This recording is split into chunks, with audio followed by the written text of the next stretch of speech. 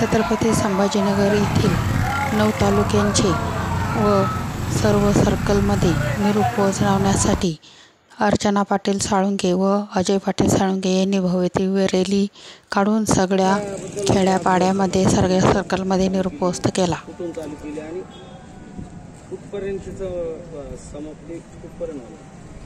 आम्ही ही रॅली मनोज जरांगे पाटील जी 13 जुलै रोजी सभा होणार आहे त्यांच्या नेतृत्वामध्ये रॅली होणार आहे छत्रपती संभाजीनगर येथे।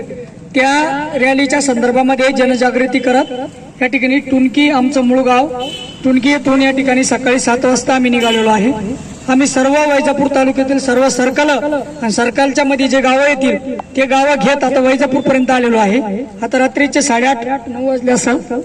आता इथून पुढे आम्ही जरूर लोणी आणि दसकुली आमचं जे टुनकीचा आणि दसकुलीची ग्रुप ग्रामपंचायत आहे आणि दसकुलीमध्ये याची या ठिकाणी सांगता होणार आहे। तरी आम्हाला 2 सर्कल या ठिकाणी घ्यायचे आहे। तरी आम्हाला इथून या ठिकाणी निघायचं आणि 13 जुलै रोजी जास्तीत जास्त कसे या ठिकाणी मराठा बांधव आणि सर्व समाज बांधव येतील यासाठी या रॅलीचं या ठिकाणी आयोजन आहे। आपण ज्या सरकारने जे आपल्या मराठा आरक्षणाला जे देतो म्हणून चाल पुढच्या वड्यात तर याबद्दल काय सांगू इच्छिता? सरकारची मानसिकता ही फक्त आंदोलन मोडण्याची असते। आम्ही अनेक वेळेस वैजापूरमध्ये आमच्या पत्नी 10 दिवस अन्नत्याग आमरण उपोषण केलं। आम्ही या ठिकाणी शोर बंगल्यावर 10-12 दिवस अन्नत्याग आमरण उपोषण केलं। शेतकरी प्रश्नावर आम्ही आतापर्यंत वयाच्या 17 वर्ष लढत आलेलो आहे। परंतु काही प्रश्न सुटतात, काही प्रश्न तसेच असतात। तसाच प्रश्न या ठिकाणी मराठा आरक्षणाचा आहे। गेल्या 10 महिन्यापासून मनोज जरांगे पाटील रात्रंदिवस मराठ्यांसाठी आरक्षणासाठी लढत आहे।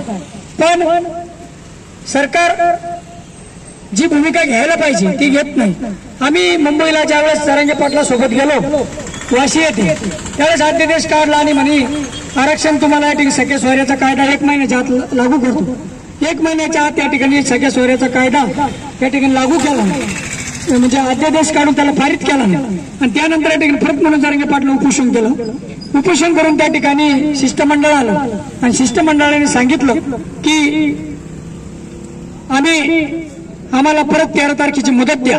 परत आता सरकारला मराठा समाजाने आणि मनोज जरांगे पाटलांनी मराठा समाजाच्या वतीनं या ठिकाणी अल्टिमेटम दिलेला आहे। 13 तारखेच्या सगळ्या सोयऱ्याचा कायदा जर पास नाही झाला तर या ठिकाणी पुन्हा काय होईल आता ते जरांगे पाटील सांगतील। पहिले जर सांगितलं होतं करेक्ट कार्यक्रम करा, लोकसभेला यांचा करेक्ट कार्यक्रम केला। आता त्यांनी जर सांगितलं परत ज्यांनी आपलं आरक्षण दिलं नाही त्यांचा करेक्ट कार्यक्रम करा तर विधानसभेला 7 पिढ्या आम्ही बोलायला लागू देणार नाही। आणि हे जर होऊन द्यायचं नसेल तर सगळे सोयऱ्याचा कायदा पास करा। आणि तुम्ही जे मला प्रश्न विचारला की यांनी चाल पुढच्या वड्यात तशीच परिस्थिती या ठिकाणी चालू आहे। पण ज्यावेळेस मग विधानसभेला उभे राहतील मग आम्ही त्या वड्यातच यायला लोटून दिल्याशिवाय या ठिकाणी राहणार नाही। आणि ते जेव्हा त्या वेळेत जातील तेव्हा हे 7 पिढ्या उजवर येणार नाही हे मात्र या ठिकाणी त्यांना मराठाच्या वतीने या ठिकाणी सांगतात। हे आंदोलन सरकार दाबण्याचा प्रयत्न करीत आहे असं वाटतं का तुम्हाला? निश्चितच सरकार आंदोलन दाबण्याचा प्रयत्न करत आहे। आम्ही टुनकी येथे रस्ता रोको केला, आमच्यावर गुन्हा दाखल केला। त्यानंतर या ठिकाणी आमची पत्नी शेतकरी प्रश्नासाठी तहसील पुढे 10 दिवस अन्नत्याग करून बसली। पाटाचं पाणी असेल, शेतकऱ्याचा विमा असेल, या वैजापूर शहराला 20-25 दिवसांना पाणी येत होतं। ते उपोषणाला बसल्याच्या नंतर 4थ्या दिवशी यायला लागलं। त्या घोयगाव धरणामध्ये वरच्या धरणामधून पाणी सोडलं। एवढं चांगले मुद्दे असताना सुद्धा सुटणारे असताना सुद्धा आम्हाला या ठिकाणी मंडप सुद्धा टाकू दिला नाही। म्हणजे शेतकऱ्यांना सुद्धा या ठिकाणी उपोषण आंदोलन दाबण्याचा हे सरकार प्रयत्न करतात। आणि तर मराठ्यांचा तर खूपच केला म्हणूनच आंदोलनासाठी लाठीचार्ज झाला। हे आंदोलन दाबण्यासाठीच लाठीचार्ज होता परंतु त्यांच्या अंगलट आला आणि मराठा इतका भडकला, सर्व समाज भडकला आणि त्यांना त्यांची जागा राखून दिली। आणि म्हणून हे सरकार निश्चितच या ठिकाणी हे असो पाठीमागचंही सरकार हे आंदोलन दाबायचा प्रयत्न करायचे, हे आंदोलन दाबायचा प्रयत्न करत आहे। जर आरक्षण नाहीच भेटलं तर विधानसभे लढू शकता तुम्ही? आता आरक्षण जर नाही भेटलं, शेतकऱ्यांचे प्रश्न जर नाही सुटले, आमच्या या ठिकाणी नेहमी आंदोलनामध्ये 2 प्रश्न असतात। मी वयाच्या 17 तुम्हाला सांगितलं की आम्ही शेतकरी प्रश्न, धर्माचे प्रश्न, जातीचे प्रश्न जे अन्याय होईल तिथे लढत असतो।